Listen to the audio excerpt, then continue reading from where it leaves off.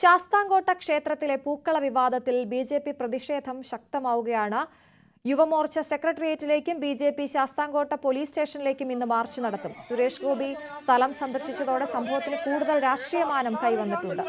കൂടുതൽ വിവരങ്ങളുമായി എസ് വിനീഷാണ് ചേരുന്നത്. വിനീഷ്, നമ്മൾ ഇന്നലെ കണ്ട ദൃശ്യം സുരേഷ് ഗോപി അവിടേക്ക് എത്തുകയും അവിടെ ആ പൂക്കളത്തിന് സിന്ദൂരം ചാർത്തുകയും ഒക്കെ ചെയ്യുന്ന ദൃശ്യങ്ങൾ കണ്ടു.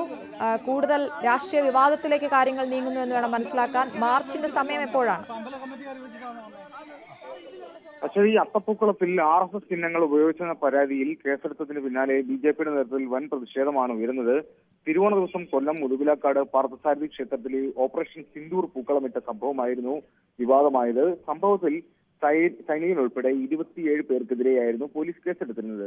കലാപം ഉണ്ടാക്കണമെന്ന ലക്ഷ്യത്തോടെ ക്ഷേത്രമുറ്റത്ത് രാഷ്ട്രീയ പാർട്ടിയുടെ ചിഹ്നമുള്ള പൂക്കളമിട്ടു എന്നതാണ് കേസ്. ഈ സംഭവം വലിയ വിവാദത്തിലേക്കാണ് എത്തുന്നത്. കേന്ദ്രമന്ത്രി സുരേഷ് ഗോപി യുവാക്കൾക്ക് ഐക്യദാർഢ്യവുമായി കഴിഞ്ഞ ദിവസം സ്ഥലത്തെത്തിയിരുന്നു. പൂക്കളത്തിൽ സിന്ദൂരം അർപ്പിക്കുകയും കേസിൽ ഉൾപ്പെട്ട സൈനികനെ പൊന്നാട അണിയിക്കുകയൊക്കെ ചെയ്തിരുന്നു. കലാപശ്രമം ഉണ്ടാക്കിയെന്ന് കാട്ടിയായിരുന്നു പൂക്കള സംഭവത്തിൽ പോലീസ് FIR രജിസ്റ്റർ ചെയ്തിരുന്നത്.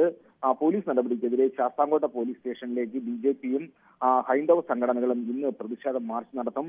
യുവാക്കൾക്ക് എതിരെയുള്ള കേസ് പിൻവലിച്ചില്ലെങ്കിൽ കോടതിയെ സമീപിക്കുമെന്ന് BJP സംസ്ഥാന അധ്യക്ഷൻ രാജീവ് ചന്ദ്രശേഖർ കഴിഞ്ഞ ദിവസം തന്നെ വ്യക്തമാക്കിയിരുന്നു. ഈ സംഭവത്തിൽ വ്യാജ വാർത്തകൾ പ്രചരിപ്പിക്കുന്നതിനെതിരെ അവരെ പിടികൂടാനായിട്ട് പോലീസിന്റെ സൈബർ സംഘം സോഷ്യൽ മീഡിയ നിരീക്ഷിച്ചു വരുന്നുണ്ട്. മുതുവിലക്കാട് ക്ഷേത്രഭരണ സമിതി ഇന്ന് മാധ്യമങ്ങളെ കാണുകയും ചെയ്യും.